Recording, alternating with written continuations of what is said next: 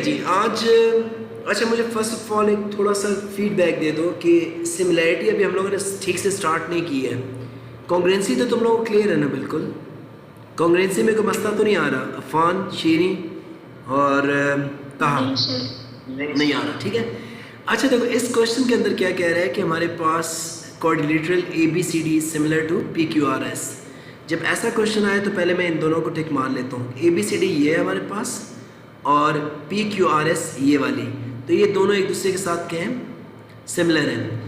अच्छा सिमिलैरिटी का पहला रूल तो ये होता है कि सिमिलैरिटी के अंदर जो आपके कॉरस्पॉन्डिंग एंगल्स होते हैं वो सेम होते हैं। अगर मैं इन दोनों डायग्राम को नोटिस करूँ तो इसमें एक एंगल 100 डिग्री है या नहीं है? और वहाँ पे कोई 100 नज़र आ रहा है तुम्हें? नहीं आ रहा ना? यस सर, पी पे बन रहा है, बी पे हमारे पास 105 बन रहा है, ठीक है। अब वो कह रहे हैं given that coordinator ABC similar to the coordinator P Q R S. कौन सा वाला है पी क्यू आर एस? अच्छा ये बी पार्ट है यार इसका, सॉरी मैं इसका मिक्स कर रहा था। तो इसका मतलब ये हो गया कि angle A B C correspond कर रहा है किससे? पी क्यू आर के साथ। तो ये मेरे पास क्या हो गया? 105 हो गया। अच्छा इसमें मुझे फाइंड करना था एक्स और वाई। अब एक्स में मैं अगर चेक करूँ तो मेरे एक्स है मेरे पास एस पी क्यू है, ऐसा ही है। अब मैं एक काम करता हूँ कि कॉरस्पॉन्डिंग पॉइंट्स को लिख देता हूँ, यानी ए में कौन कौन सी वर्टेक्स किसके कॉरस्पॉन्ड कर रही है। ए बी सी डी के कॉरस्पॉन्डिंग में क्या है? P Q are and S है, ठीक है। अगर मैं कहता हूँ एस पी क्यू तो एस का मतलब डी, पी का मतलब ए और क्यू का मतलब बी। अब डी ए बी पे कौन सा एंगल बन रहा है? D A B. तो एक्स किसके बराबर होगा?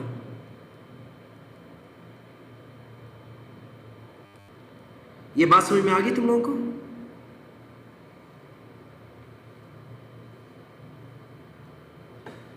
अच्छा नेक्स्ट में वाई। वाई क्या चीज है मेरे पास? Q R S. तो क्यू आर एस किसको कॉरस्पॉन्ड कर रहे हैं? बी सी डी को। तो बी सी और डी। अब प्रॉब्लम ये है कि डी सी हमारे पास गिवन नहीं है, लेकिन सी हम लोग निकाल सकते हैं। तुम्हें पता है कि जो कोऑर्डिनेटरल होती है उसकी जितने भी इंटीरियर एंगल्स होते हैं दे आर इक्वल टू 360। कितनों को पता है ये बात?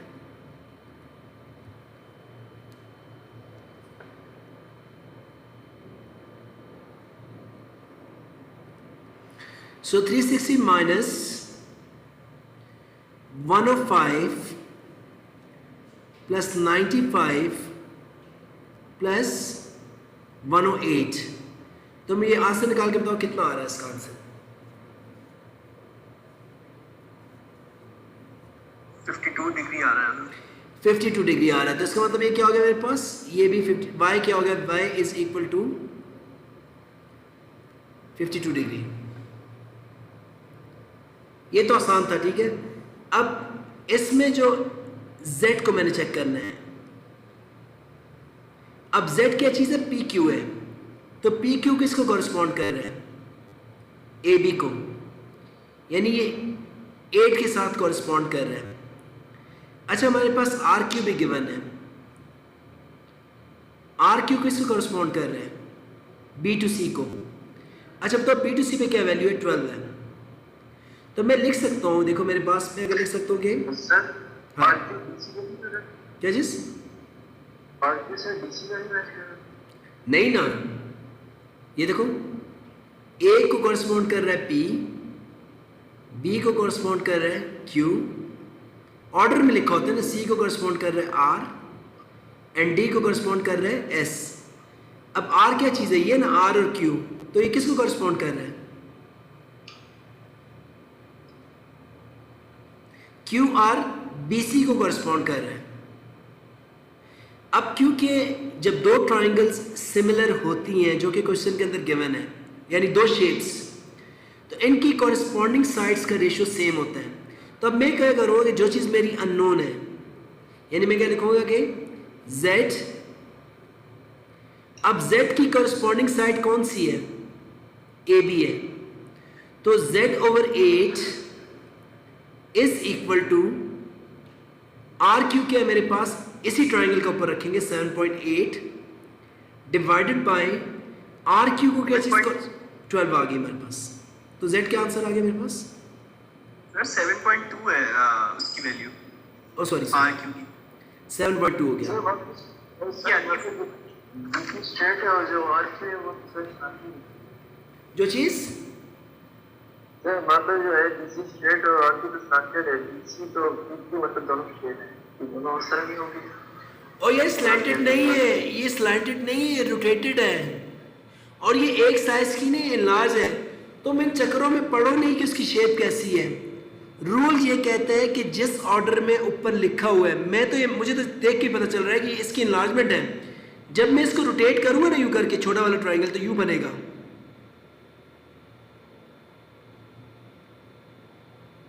आ रही मेरे पास समझ में नहीं आ रही है? इसको घुमा के इसके अंदर रखूंगा तो ये सारी कॉरेस्पॉन्ड कर रही है एक दूसरे के साथ। और देखो तुम्हें इन चक्रों में पढ़ने की जरूरत ही नहीं है। रूल ये कहते हैं कि जिस ऑर्डर में ये लिखी हुई है ना, उसी ऑर्डर में नीचे वाले को लिखो,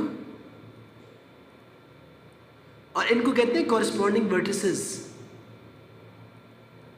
तो ये साइड इसको कॉरेस्पॉन्ड करेगी, ये साइड इसको कॉरेस्पॉन्ड करेगी, ये साइड इसको कॉरेस्पॉन्ड करेगी। मेरी बात क्लियर है? अच्छा, तो तुम्हारे क्वेश्चन का आंसर मिल गया या अभी भी रहता है? नो सर, मेरा तो इसका पार्ट बी का एक्स, मेरे ख्याल से वो तुमसे सॉल्व हो जाएगा। नहीं सर ये बातें मुझे पता थी लेकिन फिर भी नहीं हो रहा हूँ, आप चेक करें जरा। अच्छा, मैं पार्ट बी को भी सॉल्व करते हैं, ठीक है? राइट, पार्ट बी का सिर्फ फाइंड हो रहा। अच्छा, पार्ट बी का तुमसे क्या फाइंड नहीं हो रहा? एक तो वाई और एक्स की बात कर रहे हो तुम? Yes sir. ठीक है सर एंगल BAD तो 100 होगा, लेकिन फिर इससे x कैसे फाइंड होगा? मैं एक चीज़ बता दूँ। देखो ताहा तुम एक चीज़ भूल रहे हो कि कुछ रूल्स तुम्हारे प्रीवियस नॉलेज से लिंक कर रहे हैं। जब दो लाइंस एक दूसरे के साथ पैरेलल होती हैं, ठीक है, और एक थर्ड लाइन उनको आपस में कट कर रही हो यूँ करके, राइट, तो हमेशा याद रखना कि इनको हम लोग कहते हैं ऑल्टरनेट एंगल्स, ये सेम होते हैं। और दूसरा, अगर ये वाले जो एंगल होते हैं, ये वाला, ये डिफरेंट होते हैं, लेकिन इन दोनों का सम किसके बराबर होता है? 180 डिग्री के बराबर होता है, ठीक है? क्योंकि ये x है तो ये क्या हो जाएगा? सॉरी, ये 100 है तो ये क्या हो जाएगा? ये कितना हो जाएगा? ये 80 हो जाएगा। कितना हो जाएगा? सर ये कॉन्सेप्ट जरा मुझे फिर से बताना। कॉन्सेप्ट तो बहुत पुराना है कि जब दो लाइंस एक दूसरे को पैरेलल लाइंस बनाई हुई है ना, इसमें ये line QP is parallel to RS, right, तो ये दो पैरेलल लाइंस हैं जिनको SP एक तीसरी लाइन कट कर रही है, यानी एक आपका RS है, दूसरा आपका QP है, और ये जो SP है इसको कट कर रही है। तो ये जो एंगल होगा ना 100, इसको अगर 180 से माइनस करोगे तो ये वाला एंगल आ जाएगा। ये सिर्फ तुम लोग तब कर सकते हो जब दोनों लाइंस पैरेलल हो। तो होपफुली अब ये क्वेश्चन सॉल्व हो जाएगा तुम्हारे से। Yes sir. हो गया? चलो सही है। तो आज स्टार्ट करते हैं हम लोग क्वेश्चन नंबर 4 से। क्वेश्चन 4 हो गया था तुम लोगों से? नहीं हुआ सबसे? सर मुझसे तो हो गया ना, लेकिन मैं चाहता हूँ इसको एक बार फिर करवा लूँ, क्योंकि कुछ लोगों को इस चीज़ का आइडिया नहीं है कि शेप्स चेंज भी हो सकती हैं। अच्छा देखो, अभी तक हम लोग सिर्फ डील कर रहे थे कि इनको ट्राइंगल्स को, यानी अगर मेरे पास दो ट्राइंगल्स हैं, ये सिमिलर हो सकती हैं अगर इनके सारे एंगल्स सेम हो, या फिर इनकी जो कॉरस्पॉन्डिंग साइड्स हैं उनका रेशियो सेम हो। एग्जैक्टली इसी तरह से अगर हमारे पास कुछ शेप इस तरह की हैं जो कि ट्राइंगल्स नहीं हैं, लाइक इस केस के अंदर दो हमारे पास बॉटल्स हैं और उन्होंने स्पेशली ये चीज़ बता दी है कि दोनों की दोनों बॉटल्स जो है सिमिलर हैं। अच्छा, सिमिलर में जब हम लोग सिमिलर का वर्ड यूज़ करते हैं तो इस केस में कॉरस्पॉन्डिंग साइड्स नहीं है बल्कि कॉरस्पॉन्डिंग डायमीटर्स भी हैं। अगर इसकी हाइट और इसकी हाइट का रेशो इसके डायमीटर और इसके डायमीटर के रेशो के बराबर होगा और इसका जो बेस है उसके डायमीटर और उसके डायमीटर के रेशो के बराबर होगा। अब इसमें मुझे फाइंड करना था x एंड y। अच्छा, इसमें कोई ना कोई दो डायमेंशंस ऐसी होंगी जो कि गिवन होंगी कंप्लीटली। वो कौन सी हैं? इनका जो लोअर डायमीटर्स है, राइट। अच्छा, मैं स्टार्ट करता हूँ। मैंने क्या फाइंड करना है? x फाइंड करना है। तो जिसको फाइंड करना होता है हम लोग उसी से स्टार्ट करते हैं। x क्या चीज़ है? हाइट है, डिवाइड बाई इसकी हाइट की कॉरस्पॉन्डिंग हाइट कौन सी है? 10 है। कॉरस्पॉन्डिंग हाइट की हाइट वो वाली। अब मैंने क्योंकि पहले x को यूज़ किया तो मैं इसका जो बेस है, इसके बेस का डायमीटर 8 है। देन 8 को मैं डिवाइड करूँगा किस चीज़ से? 5 से, और इस तरह से मेरे पास x आ जाएगा 8 टाइम्स 10 डिवाइडेड बाय 5। तो 16 सेंटीमीटर मेरे पास क्या आ जाएगी? हाइट आ जाएगी। अब मुझे फाइंड करना है y को। मैं इसी प्रोसेस को रिपीट करूंगा लेकिन डिफरेंट एंगल से। यानी इसका डायमीटर, इसका जो टॉप है, डिवाइडेड बाय इसका डायमीटर जो कि 3 है, इज इक्वल टू, अब मैं पहले इसका बेस लूंगा। बेस का डायमीटर कितना? 5 है, और डिवाइडेड बाय 8।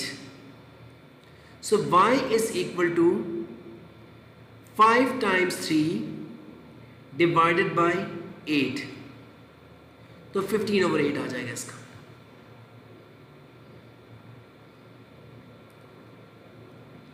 अब थोड़े से काम ये करते हैं कि हम लोग कुछ वर्क एग्जाम्पल पे जाते हैं, फिर एडवांस पे जाएंगे। एक एग्जाम्पल यहाँ से उठाता हूँ जो कि डिफरेंट क्वेश्चंस हैं। 2 वर्क एग्जाम्पल मैं चाह रहा हूँ तुम लोग और करवाऊँ कि सिमिलर ट्राइंगल्स को हम लोग रियल लाइफ में भी यूज़ कर सकते हैं। इसके कॉन्सेप्ट को अगर हम लोग ने प्रैक्टिकल यूज़ करना है तो ये इसमें से क्वेश्चन है। इस क्वेश्चन को हम लोग सॉल्व करने की कोशिश करते हैं।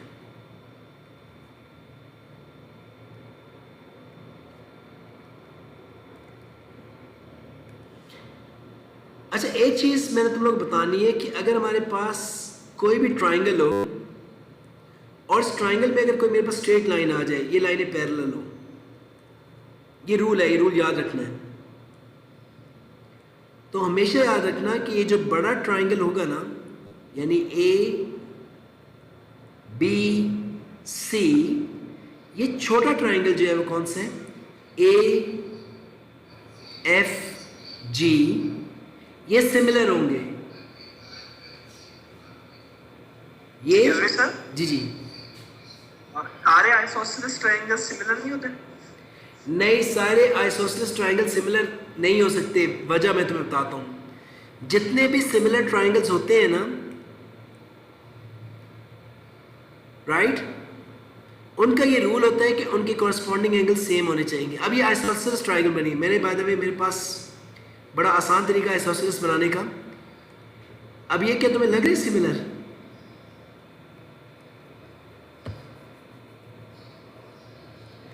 शोएब, ये सिमिलर है या नहीं है? ये मैंने ड्रॉ की है। नहीं है सर। शोएब, इसकी क्या वजह है? शोएब था कहा था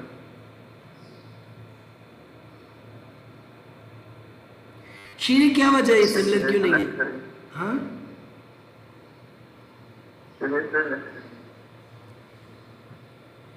इसकी वजह यह है कि देखते ही पता चल रहा है कि इनके कॉरस्पॉन्डिंग एंगल सेम नहीं है। ये एंगल ग्रेटर है और ये एंगल कम है। जब दो ट्राइंगल्स सिमिलर होती है ना, ये तो मस्ट रूल है। मैं कोशिश कर रहा हूँ सिमिलर रखने का, बल्कि सिमिलर बन गई है मेरी वाली, ठीक है। तो ये एंगल जो है कॉरस्पॉन्डिंग, ये सेम होने चाहिए। कॉरस्पॉन्डिंग साइड्स बेशक सेम ना हो,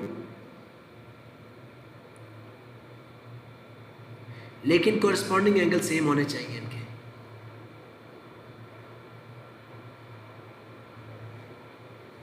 मेरी बात समझ में आई नहीं आई तुम लोगों की वाली? ठीक है। अच्छा, इसका मतलब ये हो गया कि हमारे पास अगर किसी ट्राइंगल में एक सीधी लाइन लगी है तो ये ट्राइंगल इस पूरी ट्राइंगल की सिमिलर होगी। ये रूल तुम लोगों ने याद रखना है, बड़ा यूजफुल रूल है। अच्छा, अब इसमें कह रहे हैं कि सिमिलर होंगे सारे अगर इक्विलेटरल ट्राइंगल्स हो। बिल्कुल सही कह रहे हैं, अब तुम्हारी बात मानने वाली बनती है, क्योंकि जितनी भी इक्विलेटरल ट्राइंगल्स होती है उनके एंगल 60-60 होते हैं, ठीक है। तो जितनी भी इक्विलेटरल ट्राइंगल्स वो सेम होगी। अब तुमने ठीक कहा है, ये बात बनती है मानने वाली, ठीक है, पहली बार ही नहीं बनती थी। ओके, अब मुझे बताओ कि बल्कि मैं क्वेश्चन करता हूँ वन बाय वन का कि तुम लोगों की पार्टिसिपेशन को पता चले कि लोग हैं भी या नहीं है। जैसे मुझे शक पड़ा कि शोएब नहीं है क्लास में।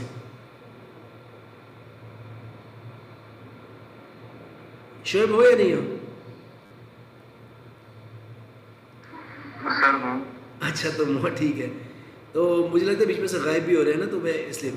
अच्छा, मुझे बताओ शोएब कि मैं दो ट्राइंगल्स दिख रहा हूँ कि इसमें डायग्राम को और चेक करो।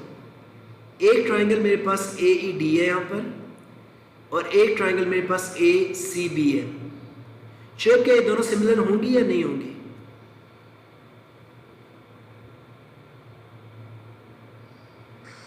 सर नहीं, मुझे नहीं लगता। हाँ सर ना, ओके सर, ये तो सर शेप ही डिफरेंट नहीं है। नहीं, ये सिमिलर ट्राइंगल्स हैं। उसकी वजह भी मैं अभी तुम्हें बताता हूँ। देखो, ये एंगल तो दोनों का कॉमन है या नहीं है? ये एंगल तो सेम है या नहीं है इनका? ये 90 है तो ये भी कितना है? 90 है। ये दोनों एंगल सेम है या नहीं है? जब दो एंगल सेम होंगे तो तीसरे ऑटोमेटिकली सेम हो जाएंगे या नहीं हो जाएंगे? तो शोएब, ये सिमिलर है या नहीं है? सर है। यस, मैंने अभी यही चीज़ तुम लोगों को सिखाई थी कि जब भी कोई ट्राइंगल हो ना और एक सीधी लाइन बीच में से कट कर रही हो तो ये ट्राइंगल्स ऑटोमेटिकली सिमिलर हो जाती हैं। अच्छा, अब इस क्वेश्चन को सॉल्व करते हैं। इसमें कह रहे हैं कि Nora stand at point D. इस पॉइंट के ऊपर कोई खड़ा हुआ कैरेक्टर, और इसमें जितनी भी डायमेंशंस गिवन है वो सारी की सारी यहाँ पे दी हुई हैं। यानी ए से डी 2 मीटर है, उसकी हाइट भी दी हुई है। उसकी हाइट कितनी है? 1.6 मीटर है नोरा की। और नोरा जो वॉल से तकरीबन 10.5 मीटर अवे स्टैंड कर रहे हैं। कहते हैं how tall is her shadow on the wall of the building. हो गया। अब x मीटर उसका शेडो बन रहा है इसके ऊपर, बिल्डिंग पे इसका शेडो बन रहा है। अब तुमने इसको x को फाइंड करना है, तो इसको हम लोग इजीली सिमिलैरिटी के रूल से सॉल्व कर सकते हैं। तो क्या मैं कह सकता हूँ कि shadow of Nora x divided by उसकी हाइट कितनी है 1.6 इज इक्वल टू, इनको क्या मैं आपस में ऐड करूंगा या नहीं करूंगा? इनको ऐड करूंगा तो ये कितना बन जाएगा 12.5 डिवाइडेड बाय, अब यहां से यहां तक का कितना हिस्सा है, तो ये मेरे पास शेडो की हाइट आ जाएगी। तो मैंने अपनी हाइट को यानी नोरा की हाइट को यूज़ करते हुए उसका मैंने क्या किया कि डिस्टेंस मेजर किया वॉल से और उसकी शेडो का डिस्टेंस किया, और इसके बाद मुझे पता चल गया कि वो शेडो की हाइट कितनी है। मुझे मीटर लेके शेडो मेजर करने की ज़रूरत नहीं है। तो ये एप्लीकेशन होगी किस चीज़ की? सिमिलैरिटी की। ये क्वेश्चन क्लियर है? वो पॉइंट डी पे यार बेशक वो डी पे खड़ा हो, जहाँ भी खड़ा हो, उससे क्या पूछा है? उसका शेडो पूछा है ना। तो डी पे खड़े होने की वजह से तो शेडो बन रहा है उसका। देखो टॉर्च यहाँ से लाइट जल रही है, एक पॉइंट यहाँ पे आ रहा है, एक पॉइंट यहाँ पर। तो लाइट यहाँ से आ रही है ना, ए से। लाइट कहाँ से आ रही है? ए से आ रही है। अफॉन मेरी बात समझ में आई नहीं आई है? ठीक है। तो ये क्वेश्चन हम लोगों ने क्या किया, इसकी रियल वर्ल्ड एग्जांपल को यूज़ किया है। अब मूव करते हैं, इसी की डी का एक और वर्क एग्जांपल है वो वाला करते हैं। शेरी तुम क्लास में हो, समझ में आ रही है आवाज़? तुम्हारा पार्टिसिपेशन नहीं हो रहा, माइक तो नहीं ख़राब? अच्छा ठीक है, चलो नेक्स्ट पे आ जाते हैं। अब तुम लोग मुझे आइडिया दोगे, अब मैं टोटली तुम लोगों के ऊपर डिपेंड कर रहा हूँ इस क्वेश्चन को सॉल्व करने में। अच्छा, तुम में से रैंडम कोई भी बंदा बोल सकता है जिसने पार्टिसिपेट करना हो कि इस वक्त हमारे पास X Y ji is similar to X P Q, कह रहे हैं calculate the values of the unknown in the figure. अब कौन कौन से अननोन है इसमें? हमारे पास एंगल ए है, एंगल ए किसके बराबर होगा? जल्दी से बता दो, ये तो बहुत आसान है। 70. गुड, लेकिन तुम्हें इसका रीज़न लिखना होगा, रीज़न के बगैर कभी कभी नंबर नहीं मिलते। बिल्कुल कॉरस्पॉन्डिंग एंगल्स है सर, और b सेंटीमीटर 6 होगा। और ये कह रहे हैं कि बी कितना होगा? 6. 1:2। तुमने रेशियोज निकाल दिया, बिल्कुल सही कह दिया, क्योंकि जो रेशियो इसका है 1:2, राइट? इसका भी 1:2 होना चाहिए। अगर 3 है तो उसको कितना होना चाहिए? 6 होना चाहिए। वेल डन, गुड, बेहतरीन, ज़बरदस्त। तुम लोगों ने मिनटों में इसको फाइंड कर लिया कि इसकी अननोन साइड्स क्या हैं। अच्छा, अगर कोई बंदा जिसको थोड़ी सी मुश्किल लगे तो वो ये भी कर सकता था कि इसको लंबे तरीके से भी कर सकता था, लेकिन तुम लोगों ने शॉर्ट उसमें कर लिया, इसकी साइड्स एक ही रेशो में जो ना वो डिवाइड हो रही हैं। तो होपफुली आज के लिए काफ़ी नहीं है, क्योंकि क्लास कब स्टार्ट की थी हमने?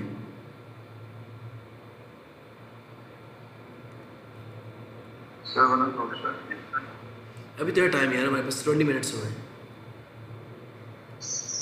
इसने बहुत लंबे तरीके से किया वर्किंग से, इससे बाकायदा रेशो लिया, लेकिन हो सकता है समटाइम्स नंबर लेने के लिए इस लंबे रेशो पे आना पड़ेगा। मेथड पूरा यूज़ करना होगा, आधा यूज़ नहीं करना होगा, क्योंकि समटाइम्स स्टेप्स के मार्क्स होते हैं। तो हम लोग इसके मेथड से करेंगे। तुम लोगों ने रेशो के मेथड से काम आसान कर दिया, लेकिन थोड़ा सा चलेगा लेंदी मेथड। अब इससे फिर हम लोग कैसे सॉल्व करेंगे अगर हमें लंबे मेथड से जाना है? तो मुझे पता है कि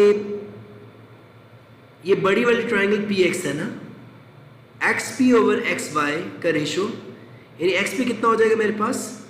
2 + 4 6 डिवाइडेड बाई एक्स वाई कितना है मेरे पास? 2 is equal to X cube. X cube कितना है मेरे पास? 3 + b divided by X Z कितना है मेरे पास? 3 है। तो जब क्रॉस मल्टीप्लाई करेंगे तो 6 3 = 18, 2 टाइम्स 3 + b।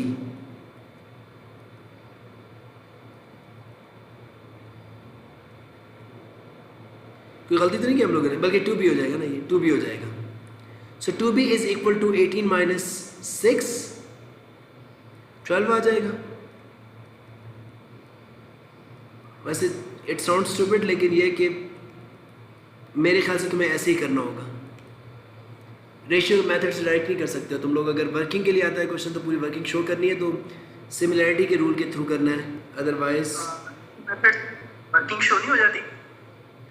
मतलब यार ये शो तो हो जाती है, मैं भी ऐसे ही करता, लेकिन मुझे लगता है कि पूरे वर्किंग करनी है। तुमने पहले बताना है कि उससे क्वेश्चन में कहा हुआ है कि X Y ji is similar to X P Q, ठीक है?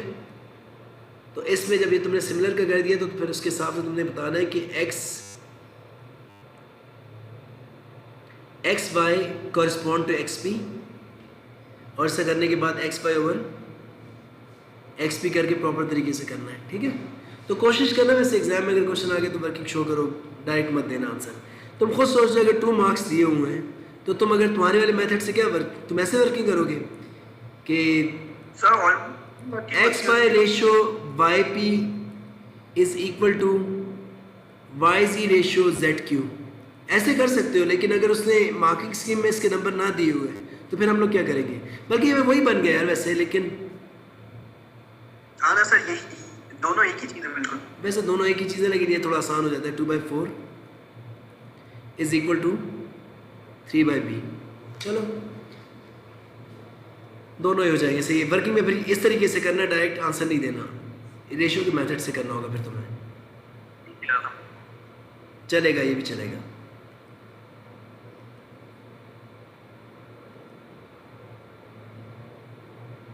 आज का लास्ट क्वेश्चन करते हैं, फिर क्लास एंड करते हैं।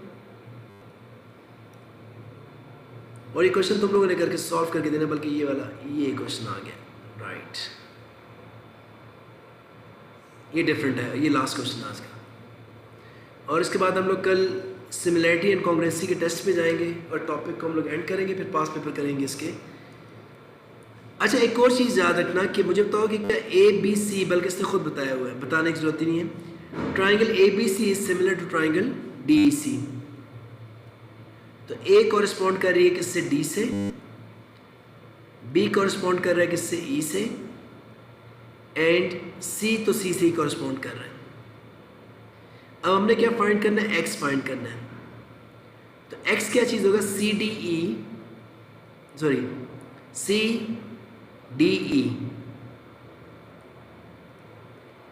यानी C, D एंड E। तो ये किससे कॉरेस्पॉन्ड करेगी? C, A एंड B से। 72 डिग्री आएगा। ठीक है, CAB क्या आ रहा है हमारे पास? अच्छा, ये 60 है तो ये भी कितना होगा? 60 होगा। ऐसा ही है ना, क्योंकि जो वर्टिकली ऑपोजिट एंगल्स होते हैं वो सेम होते हैं। अगर ये 60 है तो ये भी 60 होगा। ये 48 है, तो 48 प्लस 60 को माइनस करोगे 180 से तो कितना आ जाएगा? 72। तो तुम लिखोगे x is equal to 72 degree. अब नेक्स्ट क्या फाइंड करना है? मैंने y फाइंड करना है। तो मैं क्या लिखूंगा कि ED रेशियो AB यानी y ratio 7.3 is equal to, मुझे कौन सा पता है? ये पता है E to C कितना? 10 सेंटीमीटर है। और ये कॉरेस्पॉन्ड कर रहा है किससे? B to C से। E to C कॉरेस्पॉन्ड कर रहा है किससे? B to C से। तो डिवाइड बाय 8, तो y कितना आ जाएगा? 9.1 आ जाएगा। चलो जी, आज की क्लास एंड करते हैं। होमवर्क्स मैं शाम तक भेज दूंगा, लेकिन अगर तुम लोगों ने बस ये 2 क्वेश्चंस करने हैं इसमें। क्वेश्चन 7 हम क्लासरूम में सबमिट कराएं या आप व्हाट्सएप पे भेज दीजिए? मुझे व्हाट्सएप ही कर दो यार, मैं मार्क कर लूँगा। तो तुम लोगों ने कल मैंने क्वेश्चन नंबर 5 तो नहीं दिया था ना तुम लोगों को?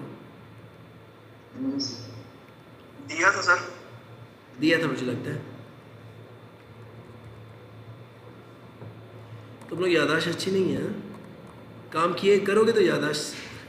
मेरे पास सिर्फ होमवर्क किस किस के आए हैं? अफान ने भेजा मुझे और ताहा ने तकरीबन कहा था कि मैंने कर लिया, बाकी किसी ने होमवर्क नहीं दिया मुझे। सर मैंने आपको भेजा। मैंने कहा ताहा का नाम लिया ना मैंने, तो बाकी ने होमवर्क किए नहीं किए? सर मैं आपको आज भेजूँ। चलो, काम करना है, पता है काम करना ज़रूरी है, क्योंकि तुम लोगों ने क्या करना है कि छुट्टियां मिल गई हैं, बस घर में सो के गुजारने हैं काम। आजकल तो घर में निकलना भी नहीं पड़ता, सारा घर में फोकस होता है। तो कोशिश करो काम कर लो। मैं यहाँ पे भेज देता हूँ क्वेश्चन। इवन होमवर्क भी व्हाट्सएप में मिल जाते हैं। तुम लोगों को मसला ही क्या, कुछ किताब भी नहीं खोलनी पड़ती। सारा दिन वैसे ही मोबाइल के साथ गुजरता है तुम लोगों का, होमवर्क भी वहीं पे आ जाता है। ये ना शीनी, तुम्हारा मेरे ख्याल से तुम्हारा फ़ोन तुम्हारे पास तो नहीं होता ना सेल? सर क्या हुआ? तुम्हारा सेल मेरे ख्याल तुम्हारे पास नहीं होता, तो तुम नोट डाउन कर लो 5, 6 एंड 7, 8, ठीक है? ये डीज में से डी। ठीक है सर। ओके, अपना ख्याल रखो, अल्लाह हाफिज़। अल्लाह हाफ़िज़। यार खिज़र, तुम पहले भी क्लास मुझे लगता है खिज़र क्लास में ऑन होके चले गए तुम, मुझे लगता है ऐसा ही है ना?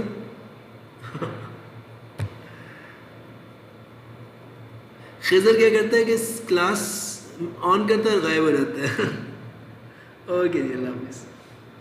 अब मैं तुम्हारा एब्सेंट मार्क करूँगा आज, ये देखो।